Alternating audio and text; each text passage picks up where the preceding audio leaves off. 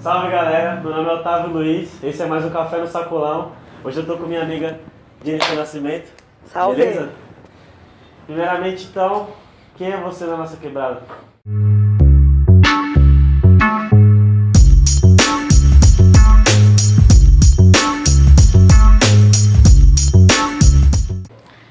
Cara, pensando quem sou eu na quebrada, a primeira referência que me vem é que eu sou a filha do Luiz, que é o serralheiro super conhecido no bairro, assim. Então, para muita gente que me conhece, ainda eu sou a filha do serralheiro. Sou a mãe que vai levar o filho na escola todos os dias, e aí eu tenho um filho que também é super sociável, super conhecido no bairro, então eu também sou a mãe do Pedro, a mãe do Pedrinho. Então eu sou a filha do Luiz, a mãe do Pedrinho, um pouco a maluca que anda com o cabelo para cima e usa umas roupas coloridas, né? Porque às vezes acaba sendo assim também a nossa referência. Ah, não, aquela menina que tem o cabelão, né? E aí depois, eu acho que depois disso tudo, vem um pouco de reconhecimento no sentido do que eu faço, que é a poesia e o meu envolvimento com ações culturais, que eu trabalho no Bloco do Beco, e aí acho que trabalhar no Bloco também me fez ser mais conhecida por conta das ações que a gente desenvolve lá na Quebrada. Então, eu acho que eu sou um misto disso tudo. E gerações, né? Então, a galera que estudou comigo, eu sou a Jenny da 8ª A, ou sou a Jenny que cantava rap, que tinha um grupo de hip hop, enfim, eu acho que são muitas facetas, né? Então, acho que a gente não quer uma coisa só. E numa análise geral, o que você acha que falta na periferia hoje? Você sabe que a gente está sempre olhando para o que falta, né? E eu tenho também tentado olhar para o que a gente já tem, que eu acho que o que a gente tem, na verdade, é a riqueza desse mundo de pessoas, assim, pessoas aguerridas, potentes, muita gente que sai cedo, volta tarde. Então, eu tenho voltado um pouco o meu olhar para pensar no que a gente tem, quem são essas pessoas que nos cercam, o que elas estão fazendo, o que elas estão pensando, como é que a gente pode se juntar, né? E aí eu tenho pensado nisso, mas óbvio que sempre rola de pensar o que falta, né? Eu acho que ainda falta espaço de lazer para nossas crianças. Aquele bagulho que a gente falava lá nos anos 90, eu acho que isso ainda tem muito pouco, né? Um incentivo mesmo para a criançada, tipo de praça, de lugar que fica aberto para que a juventude possa colar mesmo e fazer suas ações, assim, porque a gente tem alguns modelos que vai lá, faz um curso, vai lá e faz não sei o quê, e aí eu percebo que a juventude não está mais afim só de fazer um curso, está afim de propor as coisas, de propor as suas próprias ações, de fazer suas paradas e precisa desses espaços, né? E aí eu tô falando disso porque eu atuo mais no meio cultural hoje, e aí eu percebo muito essa precariedade ainda, né, dos nossos acessos aos bens culturais. Então, imagina que foda tivesse uma sala de cinema na Quebrada. Porra, quantas pessoas eu conheço que já foram no cinema muitos anos atrás, há 20, 25 anos, e nunca mais foram no cinema. E aí a gente não tá nem só falando de acesso financeiro mesmo, é que é mó foda pegar o busão, atravessar a cidade para você pensar em ter um lazer, né? Então, do que eu acho que falta mesmo, eu colocaria um pouco nesse sentido. E aí eu também atuo no movimento de mulheres, eu acho que tem uma precariedade também ligada à assistência às mulheres, né? Pensando mulheres em situações de violência ou mesmo casas de apoio que as mulheres possam procurar. Eu acho que cada quebrada devia ter uma casa de apoio às mulheres que não só são vítimas de violência física e psicológica, mas, enfim, onde as mulheres pudessem se encontrar, interagir. Não sei se algo necessariamente governamental, mas sei lá. Eu acho que apoio a iniciativas de outras mulheres que já estão pensando e propondo coisas, assim. Eu vejo um pouco nesse viés. É óbvio que, se for falar, falta uma caralhada de coisas, mas vamos pensar no que eu tô mais... que está mais próximo de mim, assim, o que está mais próximo da minha luta, e acho que faria muita diferença. Entendi. Certo. Você faz parte do coletivo Fala Guerreira, certo? Certo. E é um coletivo com uma história muito louca, mas muita gente ainda não conhece o coletivo Fala Guerreira. Pode crer. Explica pra nós. Então, Fala Guerreira é um ajuntamento de mina de periferia. A gente se juntou com uma ideia de fazer uma revista, uma ideia bem maluca, porque nenhuma de nós nunca tinha feito revista na vida. Mas acho que a gente estava pensando nessa possibilidade de ter voz, né? Então, a revista mostra as mulheres de periferia e as mulheres negras e nordestinas sempre estereotipadas, né? Aí, se você for pensar, estereotipadas de várias formas, né? Ou a gente é a barraqueira, ou a gente é hipersexualizada, ou a gente, enfim, é aquela mulher que só serve para o trabalho. E eu acho que a gente é tantas outras coisas que a gente precisava dizer isso tudo que a gente é, isso tudo que a gente pensa. Então, o Fala Guerreira nasce com essa ideia de fazer revista mesmo. Então, a nossa ação era uma ação de comunicação com a revista e que essa revista chegasse para outras mulheres, né? Eu acho que a gente ainda pode chegar em muitos outros lugares e a gente tem pensado em ampliar a nossa atuação para além das revistas, né? Então, colando em escola, colando em outras rodas que a mulherada feminista faz, fazendo círculo, enfim, uma porrada de ações que a gente acha que também fortalecem esse nosso fazer, né? E aí o nosso intuito, na verdade, é conseguir de verdade dialogar com as manas da quebrada, assim, as minas que não conhecem feminismo, as manas que estão passando situação de violência nos seus relacionamentos, no trabalho, enfim. Eu acho que é juntar mesmo e trocar, assim, sem querer... Como que é essa palavra? Sempre gosto de falar ela, mas ela é difícil. Sem querer catequizar ninguém, né? Mas no sentido de vamos trocar uma ideia, o que você está passando, vamos se juntar e vamos se fortalecer, né? Na medida do possível, né? Eu acho que a gente não consegue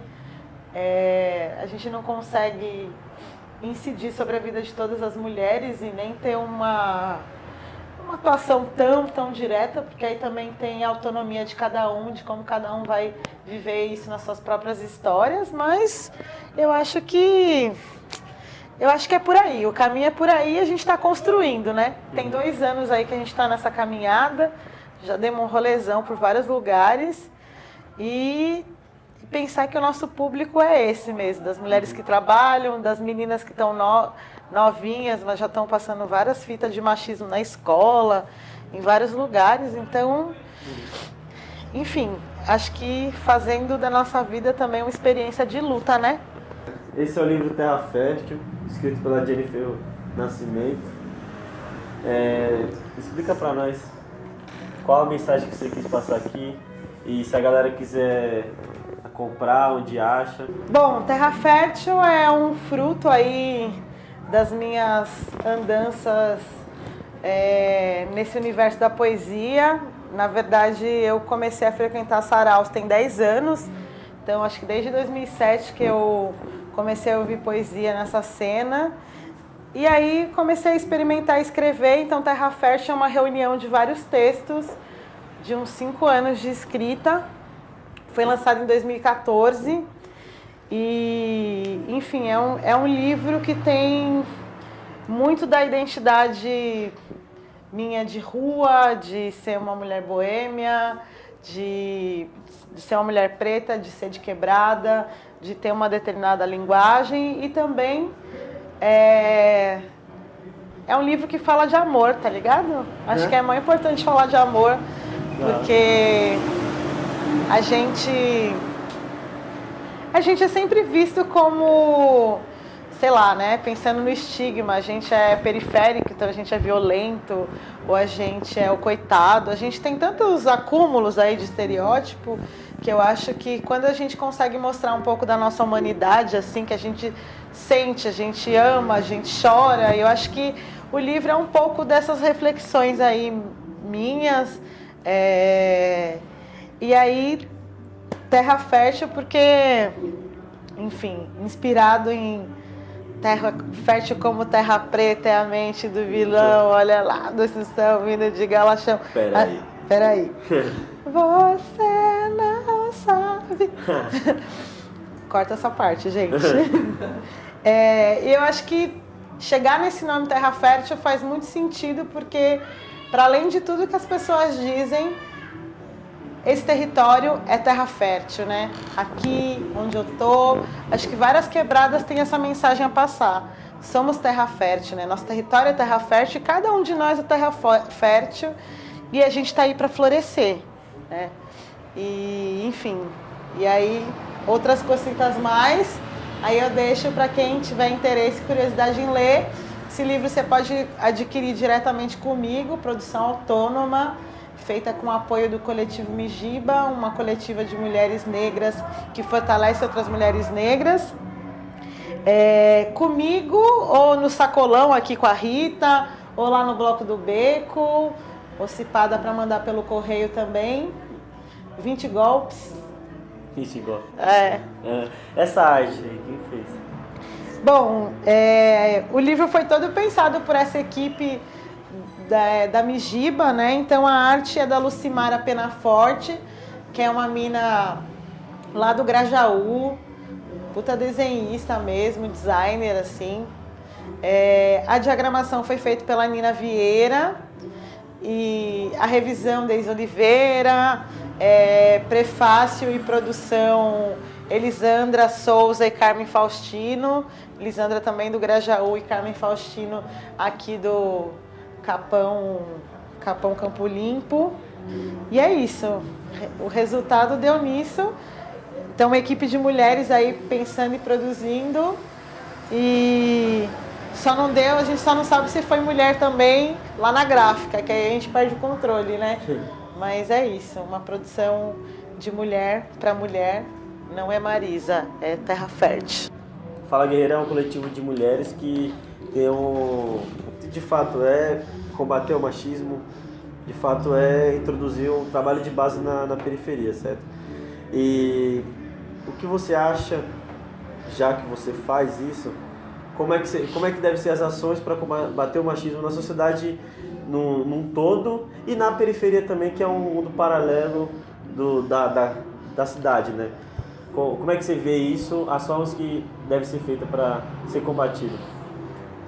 Eu acho que uma das formas que tem feito um efeito interessante é as mulheres se auto-organizarem para fazer suas coisas. Então, você pensando no âmbito cultural, a gente sempre colava nos eventos organizados pelos caras, estava sempre fortalecendo e, na verdade, a gente sempre bastidores, né?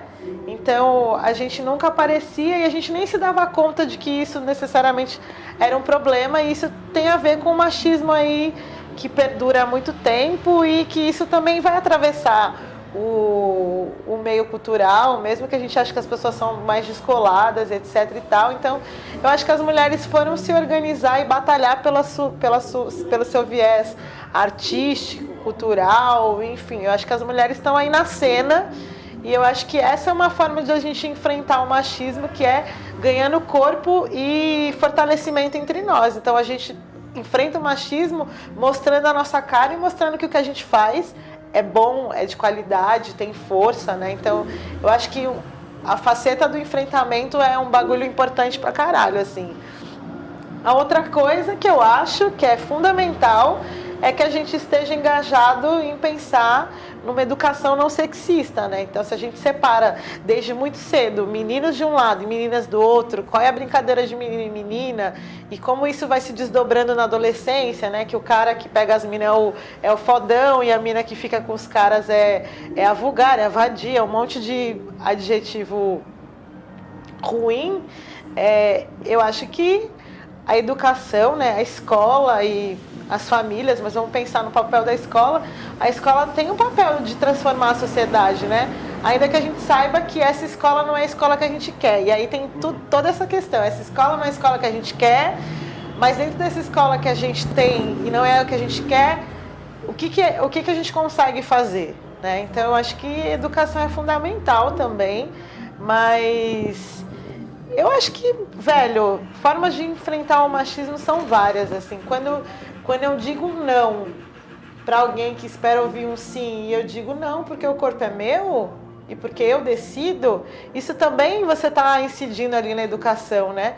Então, eu estou no boteco com os meus amigos, eu ainda tomo cerveja com os homens, eu tenho amigos homens, enfim, tem esse vínculo social. Alguém vai e fala uma merda, tipo, eu falo, você tá louco? E eu chamo para as ideias, eu acho que é isso. A gente tem que chamar para as ideias, sabe? Sem medo de pensar, vou perder o camarada, mas fazer a intervenção na hora que a gente acha necessário. Então, tinha um amigo nosso, tristão, porque, pô, onde já se viu, a mãe saiu de casa, não sei o que, deixou o menino lá sem comer. O cara tem 28 anos, gente. Falei, ô, fião, peraí, vamos lá, vamos trocar uma ideia. Então, eu acho que a gente pode fazer isso de diversas formas. Às vezes tem mana que tem mais paciência, tem mina que não quer trocar ideia mais com o cara, porque acha que cada um já tem que fazer sua caminhada sozinho, se quiser vai pesquisar na internet, se vira. Mas na medida do possível, eu acho que a gente pode ir educando uns aos outros. Eu acho que a convivência educa para quem está aberto, né? Aí para quem está fechado, às vezes tem que ser poucas ideias e um dedo na cara mesmo, porque, enfim, tem gente que só aprende mais na porrada, assim. Mas eu acho que a gente está enfrentando, né? Colocar a cara no mundo, na rua,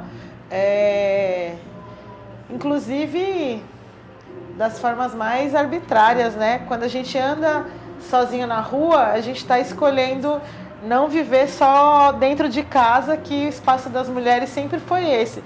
O da casa, volta para casa cedo, ainda que a gente esteja correndo risco, né? Eu acho que são muitas formas de enfrentar o machismo e que a gente pode reinventar elas o tempo inteiro.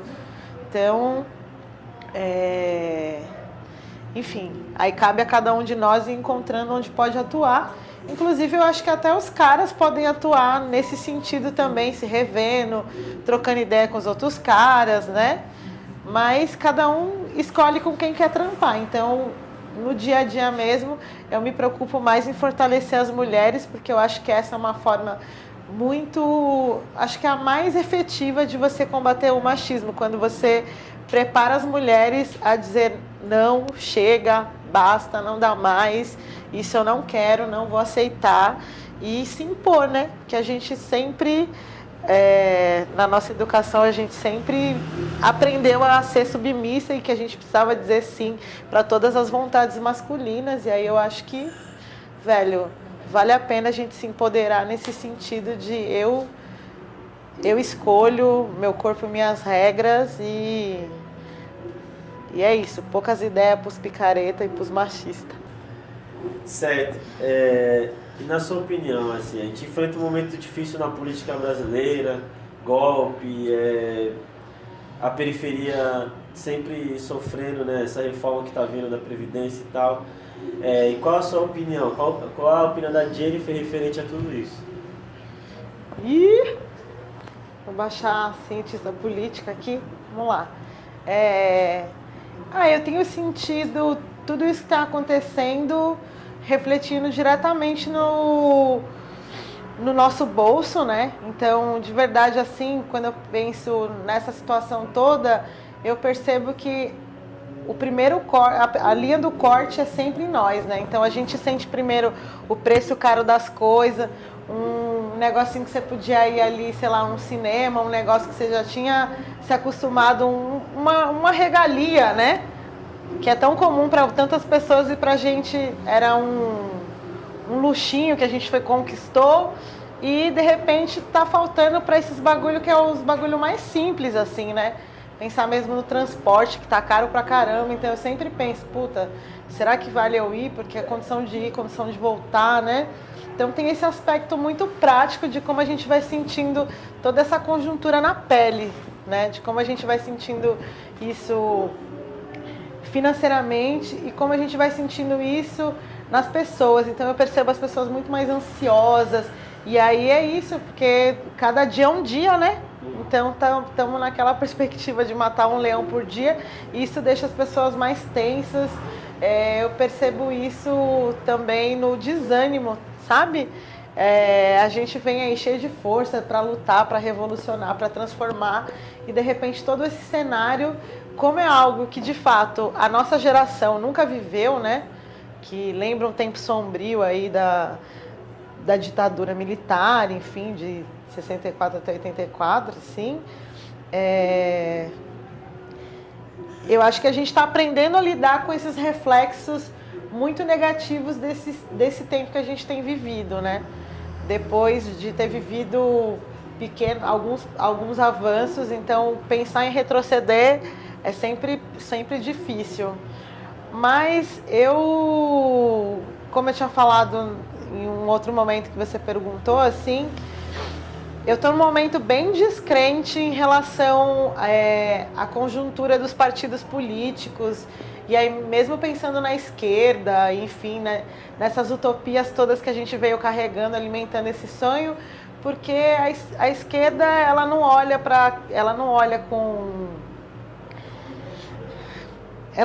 de verdade para a questão racial no nosso país, né? Então a esquerda se preocupa muito com a questão de classe e tal.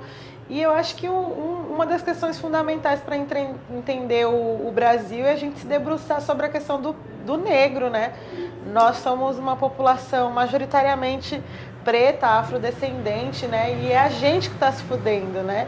E aí a gente que é pobre está se fudendo, tá na linha do tiro, assim. E a gente que é mulher, mais ainda. Então, eu sempre fico pensando nessa questão de raça, gênero e classe como uma tríade para a gente poder entender a sociedade, assim, né? Porque eu percebo muito que a política é esse jogo dos grandões, assim, né? Por mais que a gente... Enfim, eu acho que as nossas pequenas ações transformam muitas coisas, mas quando eu penso no grande jogo da política, hoje eu fico olhando cada notícia que vaza, aí você nem entende mais, porque era a Rede Globo que estava pautando aí as coisas, de repente ela começou a pautar outras, e aí você fala, que jogo é esse? E será que de fato a gente tem poder de incidir sobre isso? E aí eu não estou nem querendo dizer que não vale votar, que a gente tem que romper completamente, assim. Eu estou pensando assim, indivíduo, atuante no mundo, o que eu posso fazer diante desse cenário caótico, assim, né? Que eu acho que tende, inclusive, a piorar, né? Eu acho que não é nem se valendo de pessimismo, eu acho que é olhando para tudo que está colocado, né? Retirada dos direitos trabalhistas, retirada da aposentadoria, retirada da discussão de gênero. Estão querendo limar a Lei 10.639. Aí, quando a gente avançou nas cotas, estão aí querendo... Enfim, tem universidade que conseguiu colocar a cota agora e tem universidade pensando em tirar a cota. Você fala, o que é isso, né? Então... Tirar a matéria da escola. Tirar as matérias da escola? Conta pra mim. Essa história do ensino médio também é uma proposta. Sim, né? A reforma do ensino médio. Tem tanta coisa rolando que de verdade às vezes eu tenho dificuldade até de acompanhar. E às vezes eu tenho acompanhado menos para tentar não enfraquecer meu espírito, velho, de achar que é possível. E é isso, a gente é ali um grãozinho, uma formiguinha tentando fazer um movimento contrário, né? Mas sabendo que uma transformação maior precisa de tempo, precisa de muita conversa, de muito trabalho de base. Eu acho que, de alguma forma, a gente ter visto aí na última eleição para a Prefeitura de São Paulo, o tanto de voto nulo que teve, né? Então é um reflexo de um descontentamento das pessoas. E aí eu fico pensando, o que a gente faz com esse descontentamento? Como é que a gente canaliza esse descontentamento? E não é assim, uma vanguarda vai canalizar as pessoas, vai levar as pessoas para um lugar. É cada um na sua indignação e entendendo que a gente que é povo tem uma força transformadora, mas é isso, eu não tenho uma fórmula, não tenho uma resposta. Se fosse em outro momento eu teria uma análise muito mais elaborada, mas de verdade eu tô aí igual, como dizem, né? Igual cego em tiroteio mesmo, né? Estamos aí se esquivando como dá e tentando sobreviver, cara, tentando sobreviver. Bem louco isso, mas É assim que eu vejo um pouco. Sim. Assim, nós dois somos moradores de periferia e temos a mesma opinião da política e tal, mas por que você acha que a periferia, de fato, não tem todo esse entendimento, não tem essa revolta? Por que falta esse debate ainda, né? Por que toda a classe trabalhadora, de fato, ainda não está com esse engajamento? Por quê? Bom, eu percebo que a maior parte do tempo as pessoas estão correndo atrás do seu, entendeu? Então a gente tem que trabalhar e eu acho que o trabalho toma um tempo absurdo da nossa vida. Então, quando você está muito voltado para a questão da sobrevivência, qual é o tempo que você tem para ficar ali elaborando, pensando? Quando você tem que dar de comer para 3, 4, 5 crianças, qual é esse tempo que você tem para reflexão, entendeu? Então, eles vão mexendo em camadas muito sutis da nossa vida que também nos fazem entrar num outro estado. Então, quando eu tenho um tempo livre, sei lá, eu não vou querer militar, eu vou querer, descansar, vou querer, ver uma televisão, ouvir um som, ir num forró, ou sei lá, ir curtir um reggae, seja lá o que for. Eu acho que a gente também não tem uma educação política, né? Então a gente não pode só culpar as pessoas. É pensar que a periferia é formada por muitas pessoas, e aí a gente tem gerações, aí tem pessoas que vieram de outros estados para morar aqui.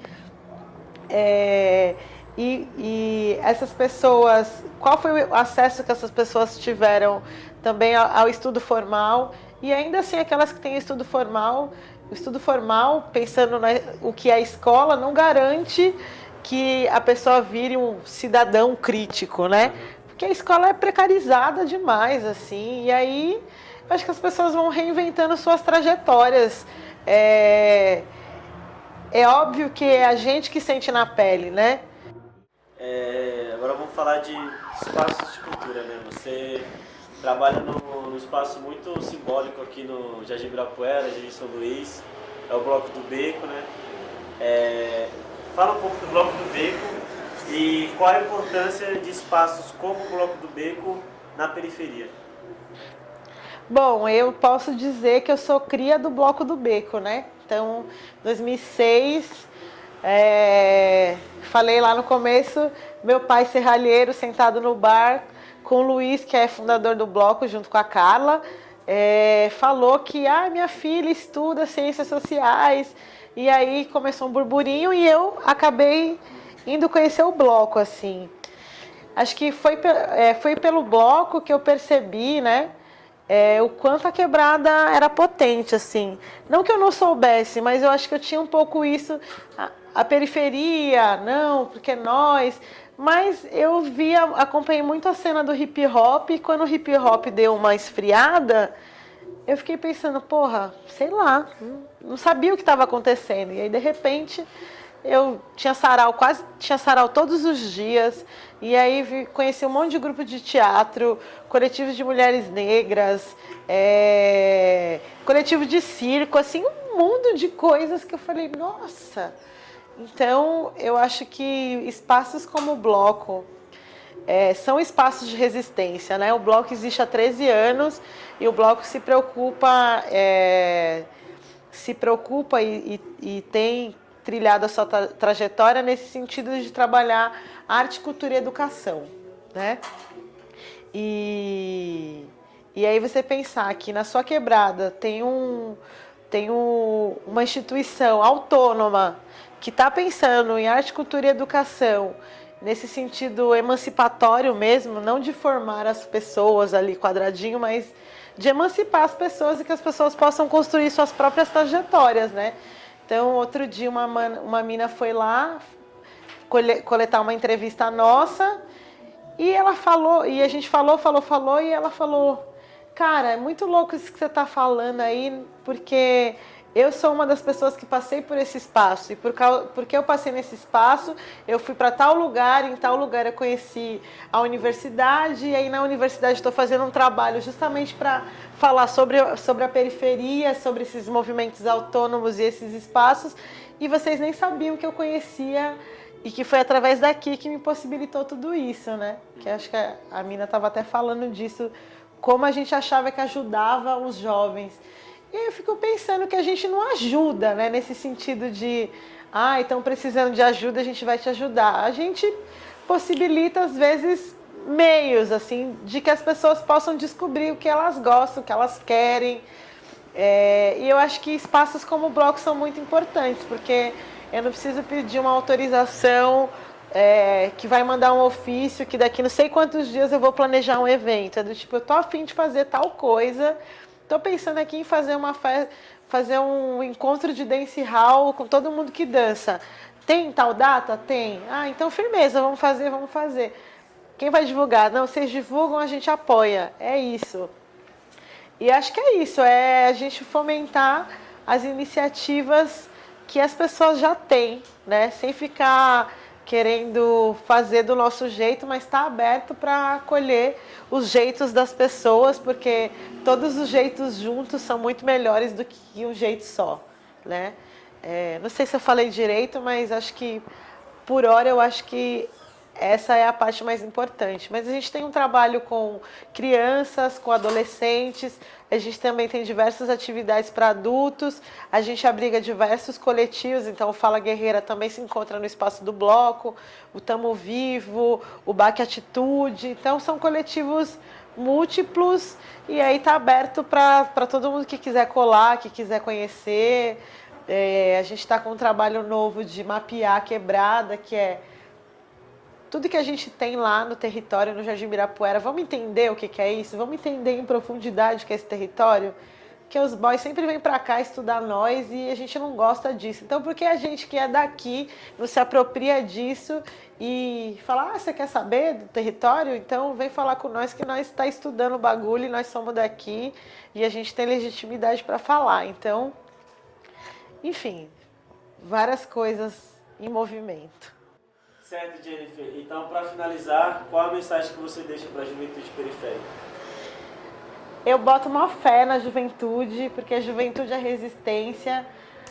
Nós somos aquela galera que vai colocar o dedo na ferida mesmo. E acho que a juventude tem essa potência, assim, de matar no peito.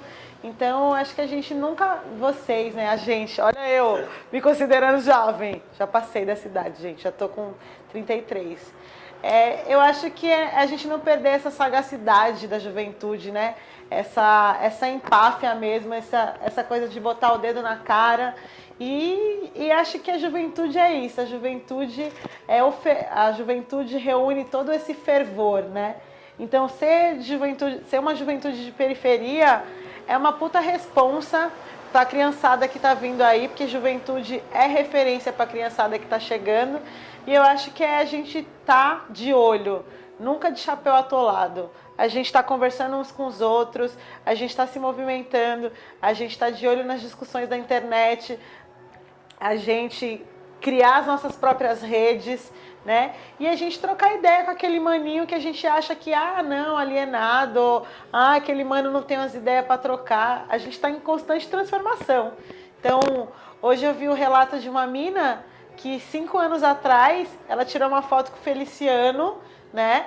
E ela tava recriminando um amigo dela que era gay. E, tipo, hoje em dia ela é uma mina super militante, tá aí nos movimentos LGBT, em várias coisas. Então, é da gente acreditar que as pessoas podem se transformar, né?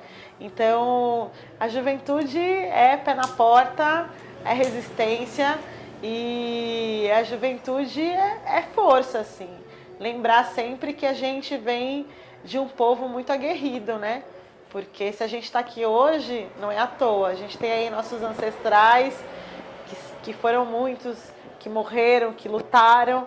Então, a gente não achar que a gente veio só do nosso pai, da nossa mãe, que a nossa vida tá suave, tá da hora, porque eu comprei um boné novo. Não, tem muita coisa rolando e tudo que querem da gente é que a gente siga a regra do sistema, ou que a gente vá trabalhar, ou que a gente caia na prisão, e a gente tem que ser um movimento contrário disso, a gente tem que ser a força de resistência, a gente já né, e é só reafirmar esse lugar, porque se a gente continuar em movimento, enfim, as coisas avançam, mesmo que a superestrutura não queira, mas a gente vai avançar de um jeito ou de outro, então é nóis. Beleza. Obrigado, viu? Chega!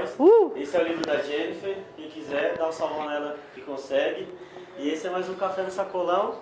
Obrigado a todo mundo. Da hora o café hoje, hein? Siga lá nas nossas redes sociais. É isso. Valeu.